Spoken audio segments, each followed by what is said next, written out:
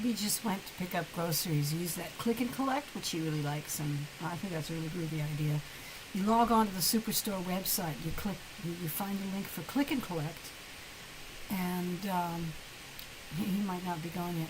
You find the link for click and collect, and then you just pick everything off of the website that you want, and then down at the grocery store, they put your order together, and when you show up, you just pay and collect it. You can even pay in advance, I think, with a credit card. I'm not sure, but we pay in person when we get there and pick it up. So he's off to get groceries, so we'll have some fresh food. But I can't eat.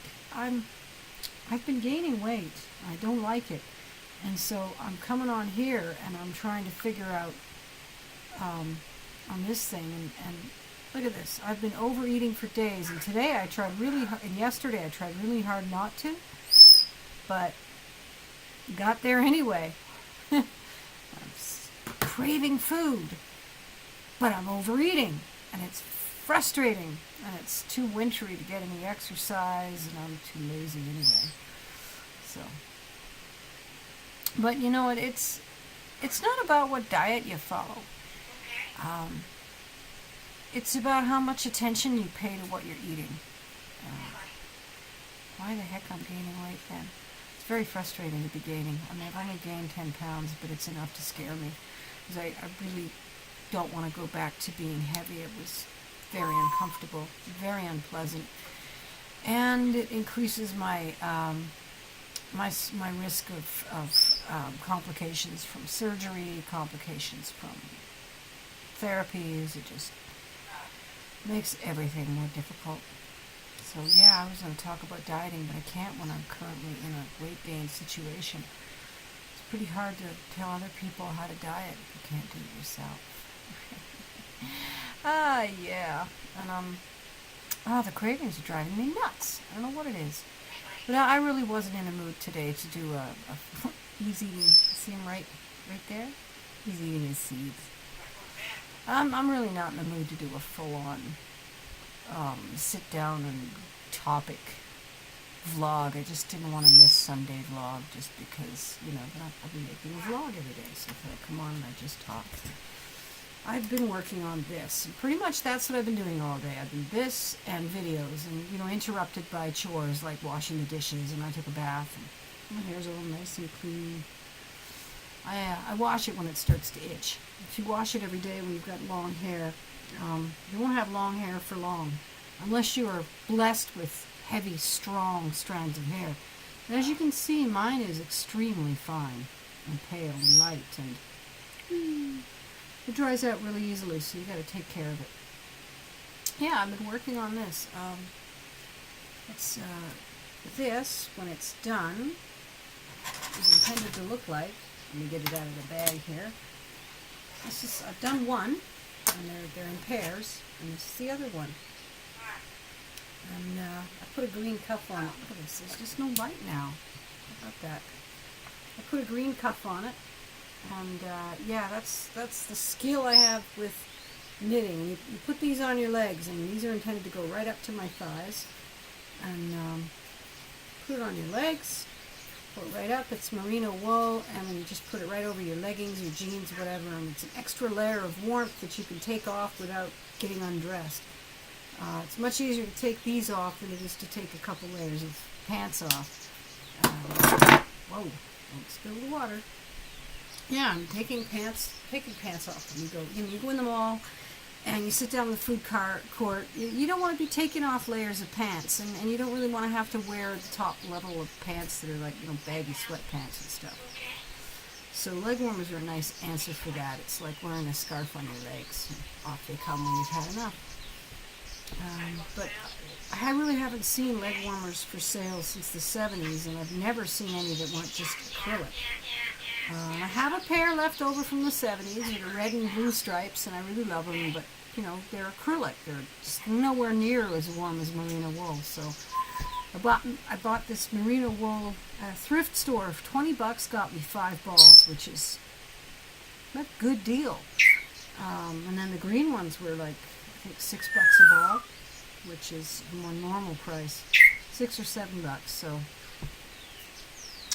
Yeah, I get into those wool shops and I keep seeing all this beautiful wool and I think, oh, I want to play with that. What can I make with it? And, I can't buy anymore. I go, no, Yolanda, you can't have that wool until you've knitted up some of the wool you already have. So it has to wait. Did I guys show you folks the sweater I've been working on? This one's kind of interesting. The headphones aren't doing anything. They just help me deal with Mr. Yelly Face over there, the parrot, who likes to make lots of really harsh noises. Very sharp noises he makes. This is my bag for chemo tomorrow. I put my knitting in it, and I put a book in it. This is the book I brought. Oh my goodness, come on, Light. This is the book I picked up. Book of Genesis by R. Crumb. I don't know about you, but for me, this thing's mirrored. That's really weird. It probably flips back around. I've never checked. I think it actually takes a mirrored image. I should check the settings on that. So yeah, this sweater I've been working, I wove up this material on the loom, and it's just too much trouble stringing it up to string up enough to make the whole sweater out of it, so I'm going to knit the rest of it. And so this is the front. This goes on the belly with a couple of pockets, and then I'm going to be putting this kind of knit work onto it. That's a knit sample, so I can gauge stitch sizes, but I went and changed needles, so it's not going to actually work as intended, and I'm going to regret it.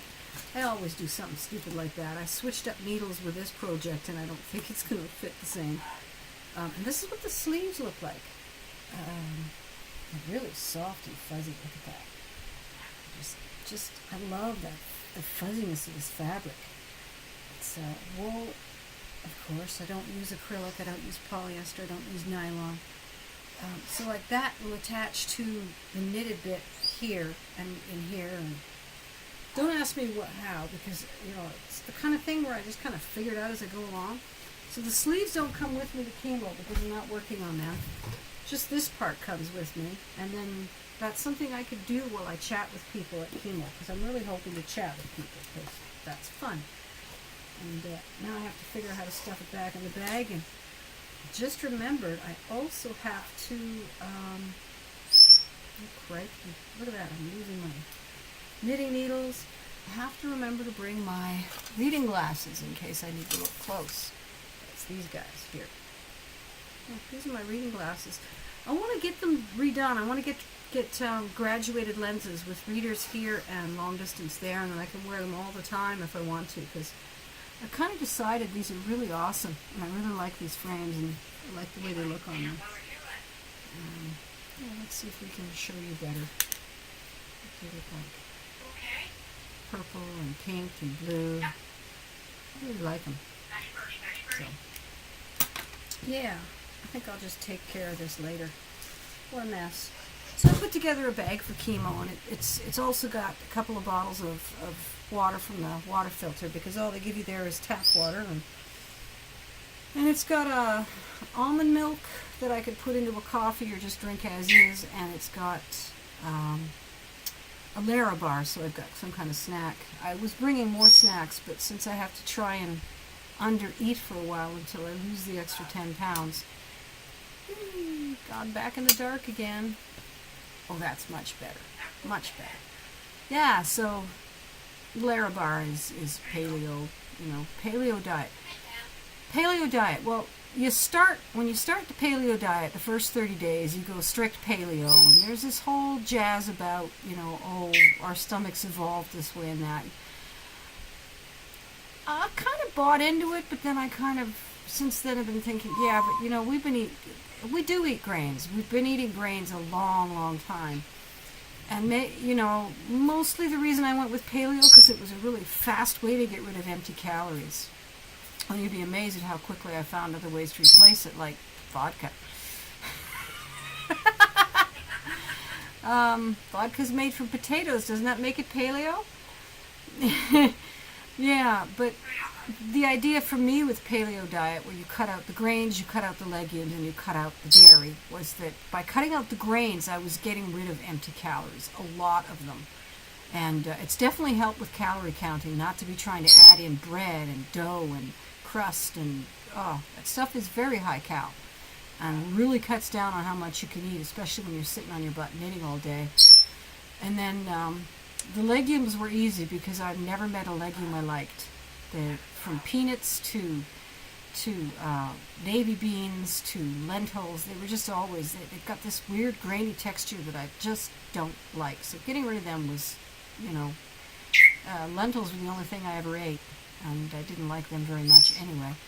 And then the dairy, I was quite lactose intolerant, although dairy's been finding its way back into my diet in the form of butter, in the form of cheese, and whipped cream. Oh, whipped cream. It's terrible. It really is.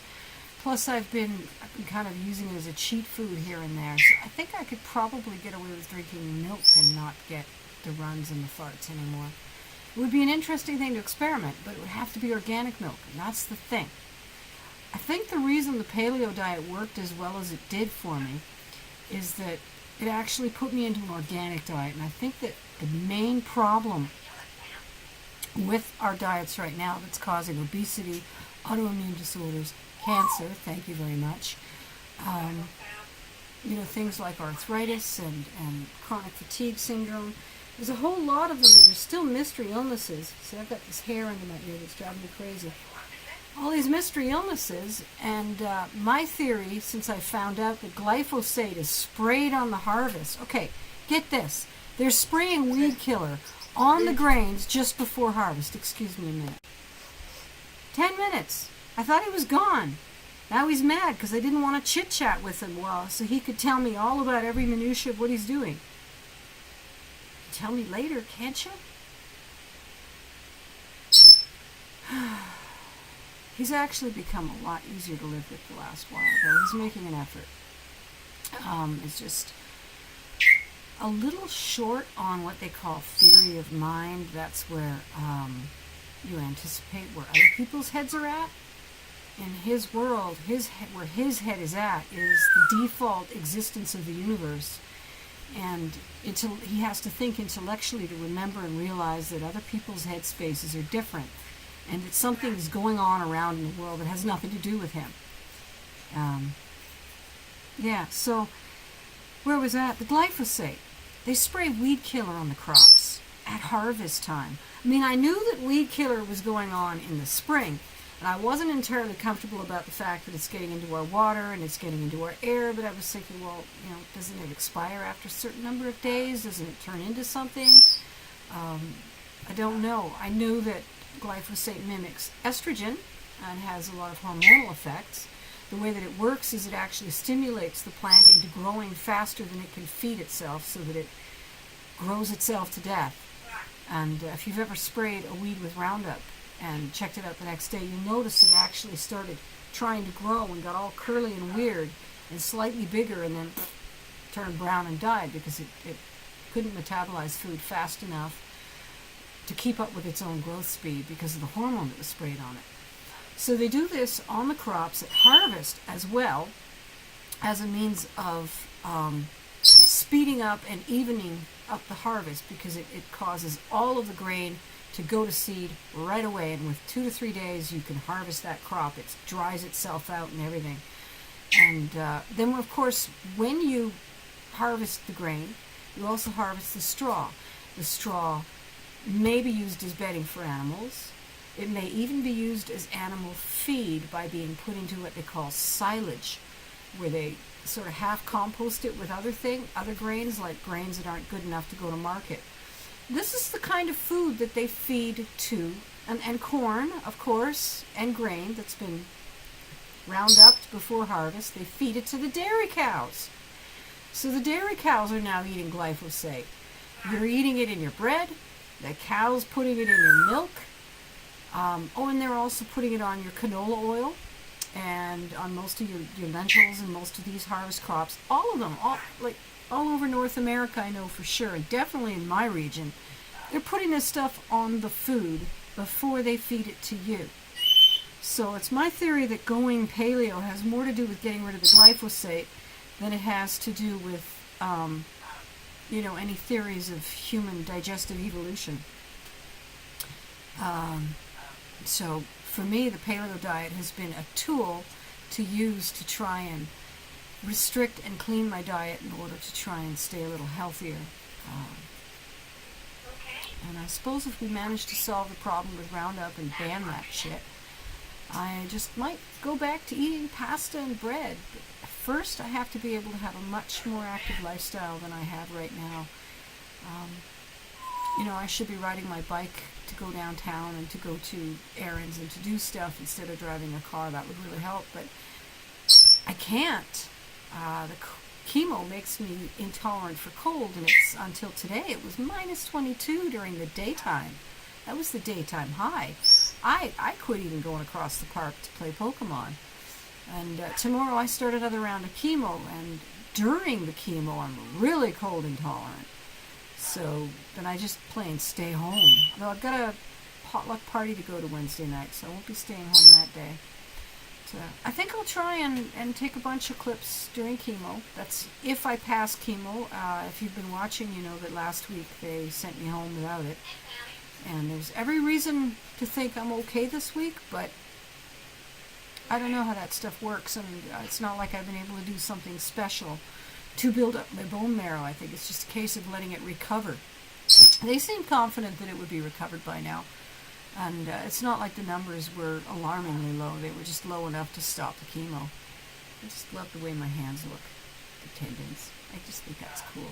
Makes me think of Leonardo da Vinci's sketches of his own hands and mechanics. And I like to look at it and see how the mechanics of the hand work and the veins. That's cool. Well, 16 minutes is quite long enough for a random, rattling, pointless blog like this one. So, bye.